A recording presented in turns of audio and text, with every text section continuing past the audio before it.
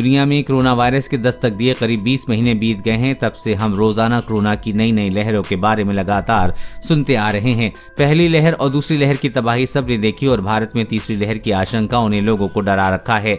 England समेत कई देशों में पहले ही तीसरी और चौथी लहर आ जाने के दावे भी किए गए हैं, लेकिन अभी जब दुनिया भर में वैक्सीन की 6 अरब डोज लोगों को लगाई जा चुकी हैं और कोरोना की तबाही भी थमी हुई है, तो ऐसे में दुनिया भर के हेल्थ एक्सपर्ट महामारी को लेकर अप्रोच बदलने की वकालत कर रहे हैं। इन एक्सपर्ट का कहना है कि हमें अब लहरों की चर्चा बंद करने और आने वाले नए तरह के खतरों पर फोकस करने की जरूरत है, जिसका की रूप अब तक की महामारी से काफी अलग हो सकता है। तो इनसे निपटने का तरीका भी एकदम अलग होना चाहिए। इसके पीछे कारण बताया जा रहा है कि कोरोना केस और मौतों के आंकड़े के अनुसार लहरों को मापने का नुकसान ये हो रहा है कि जिस भी देश में जब भी केस कम हुए हैं वहां सावधानी कम हो गई है और फिर यहीं से महामारी की वापसी का रास्ता खुल गया है। खतरे की वापसी के संकेत।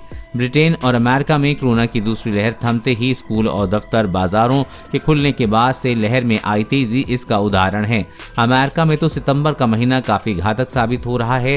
तेज वैक्सीनेशन के बावजूद अमेरिका में 1 लाख के करीब मरीज रोज सामने आ रहे हैं, जबकि 2000 लोगों की मौत रोजाना औसतन हो रही है, जबकि 97 लाख से भी अधिक एक्टिव केस हैं। वहां अमेरिका में जिन 7 करोड़ लोगों ने अब तक वैक्सीन नहीं लगवाई है, उन्हें खतरे का अलर्ट जारी कर दिया जा रहा है। क्या कह रहे हैं एक्सपर्ट? ब्रिटिश वायरोलॉजिस्ट जेरेमी रॉसमैन इसी हालात को रोकने के लिए लहरों के माध्यम से कोरोना को देखने का अप्रोच बदलने की बात कह रहे हैं। उनका कहना है कि वायरस का संक्रमण एक समय तेज होता है और फिर थम जाता है और फिर नए रूप में बढ़ जाता है और ट्रेंड से सावधान रहने की जरूरत है।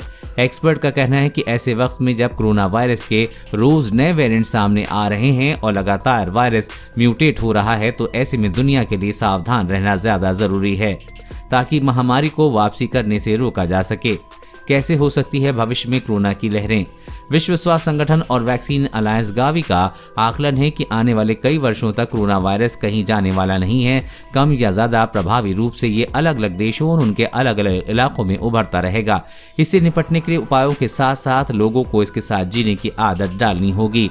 WHO की chief scientist doctor Soumya Swaminathan कहती हैं कि हम ऐसे फेज की ओर बढ़ रहे हैं जिसे एंडेमिसिटी कहा जा सकता है, यानी कि जहां कम या मध्यम स्थिति में संक्रमण का दौर बना रहेगा। टॉप भारतीय वायरोलॉजिस्ट डॉक्टर गगनदीप कांग कहती हैं कि तीसरी लहर अगर आती है तो दूसरी लहर जितनी मजबूत होगी ये अभी कहना उचित नहीं है। उनका कहना है कि तीसरी लहर पहले जैसी लहरों की तरह न होकर देश के अलग अलग हिस्सों और छोटे छोटे इलाकों में सीमित हो सकती है। डॉक्टर कांग का कहना है कि भविष्य में कोरोना की किसी लहर का आना और नहीं आना लोगों के व्यवहार पर निर्भर करेगा। खासकर त्योहारों के दौरान भीड़ भाड़ पर किस हद तक काबू पाया जा सकता है, इस पर निर्भर करेगा।